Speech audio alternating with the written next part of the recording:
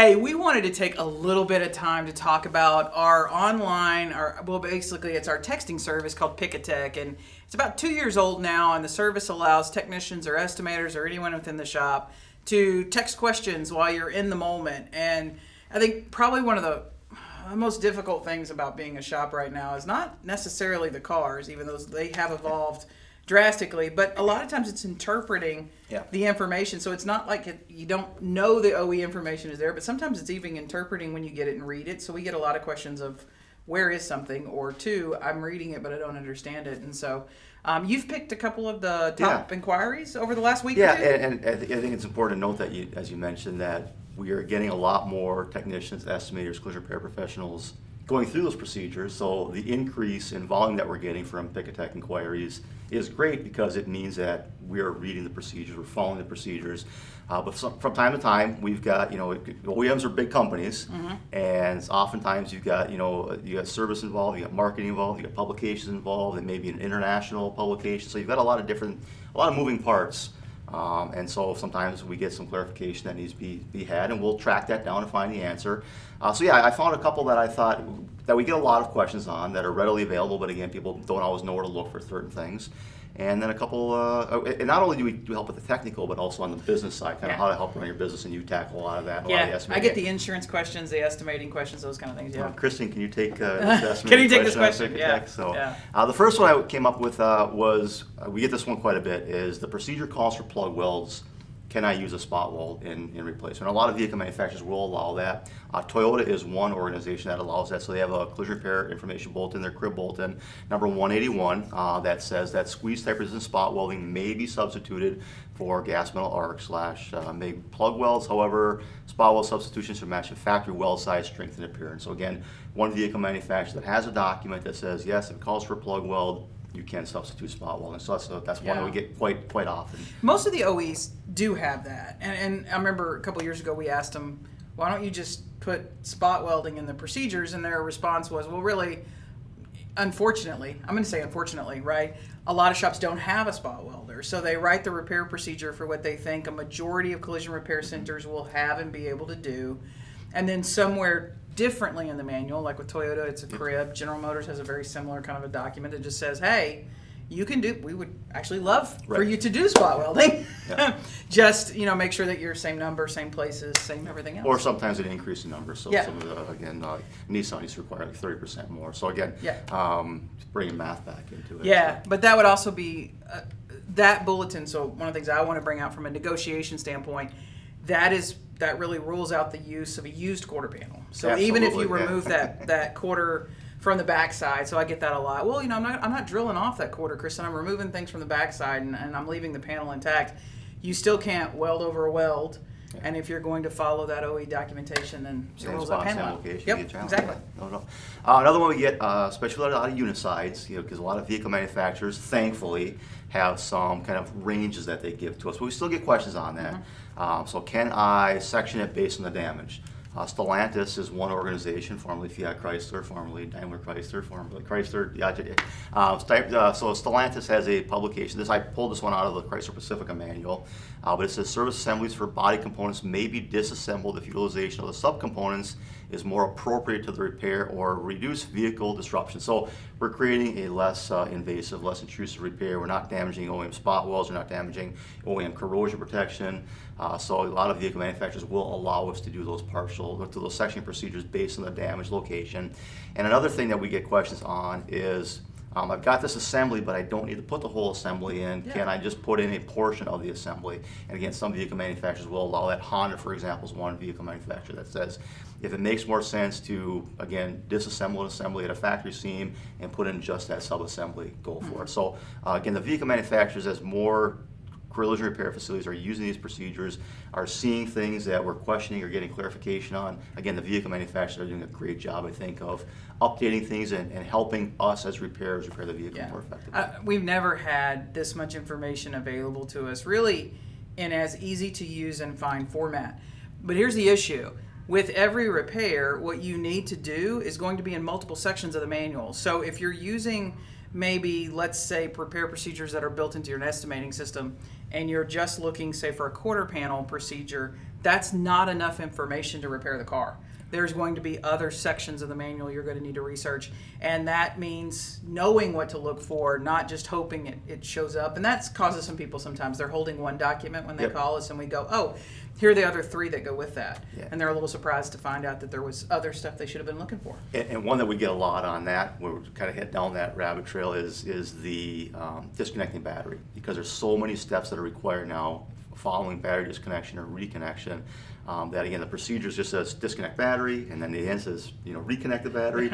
But there's 15 steps that need to take place after that reconnection, from calibrating lift gates and steering wheel position sensors and window automatic up down, moon roofs. There's just so many different things for vehicle manufacturers on that. So again, following those procedures and really following all the procedures, not just that one procedure. The art of research, and it really goes. I mean, I can remember in college, even for the pre-law and some other things, the art of research is a craft. Like knowing how to go into a library and look for what you need and gather all your resources. And that's going to apply now to our estimators and our technicians, is that art of knowing what to research and how to research that. And we keep talking about, hey, every shop's going to end up having to have that one person that's their job, because they'll be able to master that craft. And all of us in the shop learning it, probably not feasible to even do. Yeah, I know you're a big Art of War fan. You should write Art of Research book. I should write the Art of Research. Yes, there you go. Oh, we're totally doing that. All right. I wonder if anybody will knock it off. Maybe. I don't know. All right, sticking to the Stellantis theme. So again, I mentioned a lot of these vehicles are worldwide platforms these days. They're designed in different countries. They're shipped over here, and a lot of times the body repair manuals are also put together in those other countries. We had to inquire on a Jeep Renegade, and the technician that called and said, like, I'm looking through the procedure and it says I should apply weld-through primer, but I thought Stellantis doesn't like weld-through primer. And I'm like, yeah, that's correct. Everywhere it says don't use weld-through primer. So I reached out to Stellantis, and they came back and they told us, no, don't use weld-through primer on that. So again, here's a case where if you're following the procedure, you might be doing something that isn't approved. However, we got that clarification. Now moving forward, we now know that. And again, Stellantis, I think, will then take the necessary action to update that manual. Yeah. So it's a good feedback loop as well for the OEMs. Yeah, you can't when you're building vehicles on a global platform and then trying to put information out to all those countries, you're going to have mistakes. I mean, it's just, it just happens. And then fortunately for us, we get to find them and communicate that back. And the OEs are really responsive to that.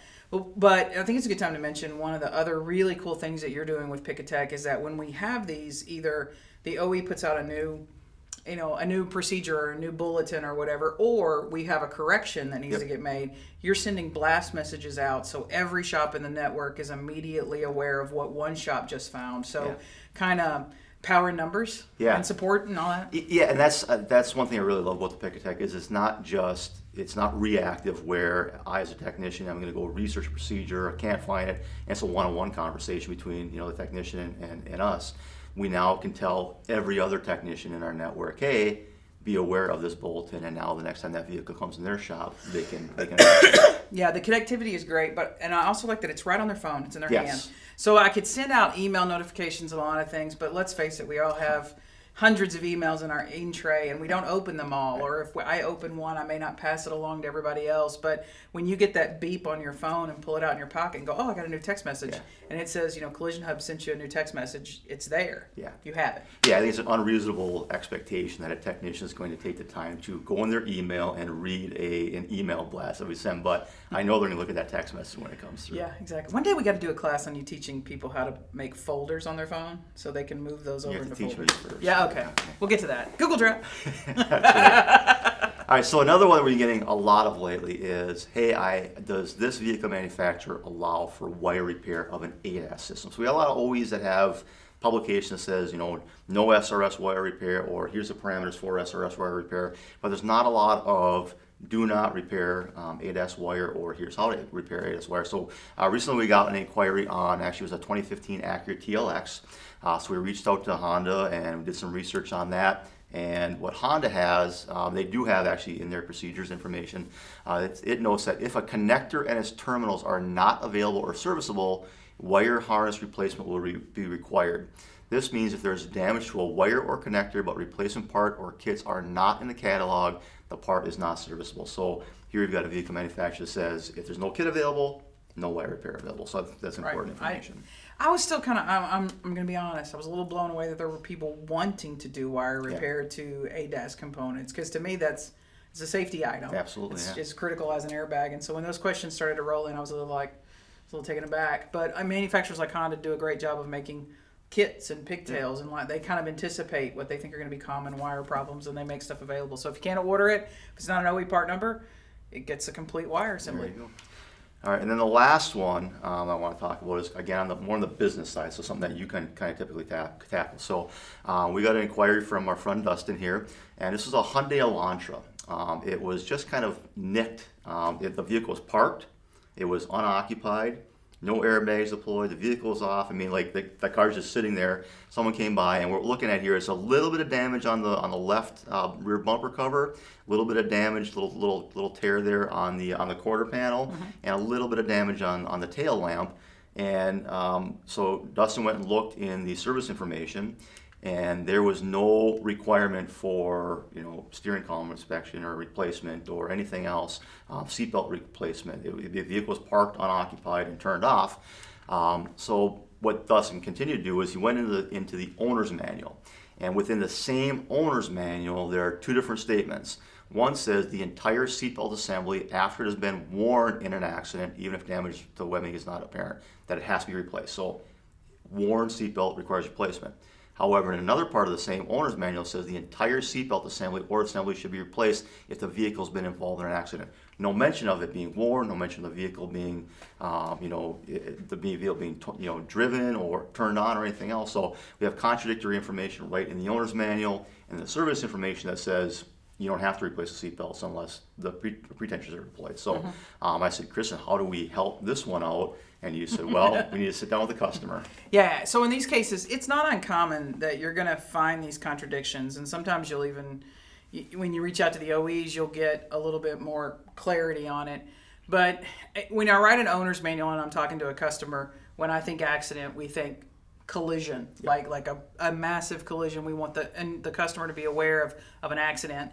When they're writing owner's manual warnings and they're not thinking about the parking lot ding or the cart scratch or any of those things that, while they technically fall under the collision coverage of a policy, they're not really truly accidents. So in this case, we sat down with the shop and went back to the service information, and that service information is written by the engineers designing to repair the car, not talk to the consumer. And that, to me, is the best information that we're going to go for. But let's go sit down with the customer, because ultimately, at the end of the day, it's the customer's decision on what will or will not be done to the car. So in this case, the shop was instructed to sit the customer down, explain the differences in messaging that was coming from the manufacturer, explain their research and what their decision was, and then let the customer make the decision on how they wanted to proceed with the car. It's their car. And in this case, the customer was like, yeah, let's go back with the service information, and that makes sense to us, and we're going to move forward that way. So sometimes it's not just a matter of reading and interpreting the procedures that's in front of you, but it's also a matter of interpreting multiple sources of information and then ultimately meeting with the customer. It's their car. We like to have too many conversations and decisions in a silo of what we believe are our expertise, but just get them involved and let them make the decision that's best for the car. Yeah, and then I think it's interesting about this one is conversely, Toyota a few years ago, there's a repair-driven news article on it where they had a vehicle that I think it required, I forget the exact details on it, but there's an OCS calibration required following an accident. And same question, well, the vehicle was parked, it was unoccupied, it was turned off, and they actually simulated, the vehicle getting shook and the change in the parameters on that. So, again, different vehicle manufacturers, different requirements, there's no blanket statement out there for doing everything the same and different way every systems, time. right? So a weight sensor and a seatbelt retractor too. That's one of the things that I think that the OEs are struggling with, and we haven't had a conversation with them about them, but is you have these repairs and inspections and all this stuff required after a collision, and it's interpreting along the lines of when did they really intend for that to start. Right. They didn't intend for this to trigger on a pothole and the violence of a pothole, right? They didn't intend for it to trigger on a small minor. And they're working to dial that in because they know that I don't want to say we're struggling with it, but sometimes they don't make sense. And some of these inspections add $2,000 and $3,000 to the repair bill. And that's tough on the customer. Yep. because a lot of times it's going to end up falling on their shoulders to paying on a policy. And it's a lot of dialogue. It's going to be continuing dialogue. There's going to be continuing changes, and it's going to be continuing research and updates from the OEs, I think. So Pic-A-Tech, it's a great service, a lot of great information. I enjoy it because I get to keep continually researching new vehicle technology, and I learn things every day just about that again that we share with our Technician 20 group and the estimating group and the leadership group. So it's just it's an invaluable service. I tell people every time I get asked to do a presentation on Pic-A-Tech to some, sometimes it's OEs, sometimes it's shop groups, I always tell them, I have you and Larry, and you're connected to the OEs, and then Scott and Susan and Danielle and the team up at iCar help out a lot with this. We're team working. Sometimes 5 people at a time on these questions, and I consider you guys the biggest, smartest brains in the industry, right? And y'all struggle and take time. I feel for a tech who's on his own in the shop, trying to fix a car, trying to do the right thing, and he doesn't have a team like that readily available to him. And I love that the tech can just send that question to you, and it takes the burdens off of him. And y'all are on the clock at that point to get the response. And I can't imagine how hard and overwhelming it is for shops or techs that are trying to go it alone. And I know the questions that I get on insurance and claims and negotiation and estimating and all that stuff.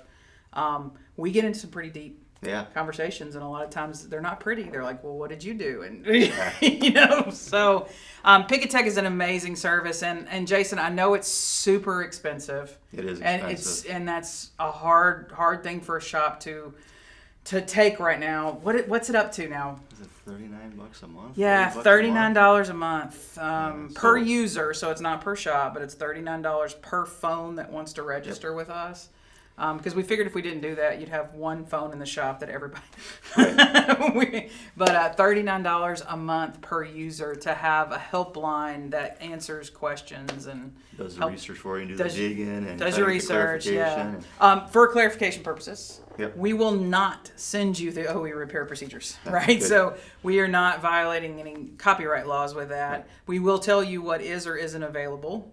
And then we will tell you where it's at, so that you can, if you don't have a subscription, you can go find it. We may sometimes send you links so that if you have a subscription, when you hit that link, like in All Data, for instance, it'll take you right where you need to go. Or I'll jump on a Zoom call with somebody and we'll go through it together. We'll log onto their laptop or their computer and try to find it together. So we do that. Yeah, that's a great point. I think that's overlooked. You and I did a presentation a couple weeks ago to a big shop group.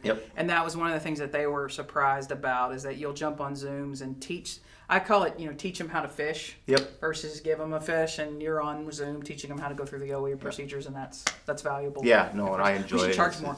Remind me to. Awesome. Well, if you haven't checked out Pic-A-Tech, I strongly encourage you to do so. And if you want to just learn more information about Pic-A-Tech, you can always go to our website, and at the bottom of the website, there's a button that says book an appointment. Or talk to Collision Hub. We kind of changed that. You can book an appointment, and Jason will get on that appointment with you and go over Pic-A-Tech and answer any of your questions that you might have one-on-one about how the service works. We're not going to answer your questions one-on-one about the repair, but we'll answer your questions about how the service works. We'll see you next time on Repair University.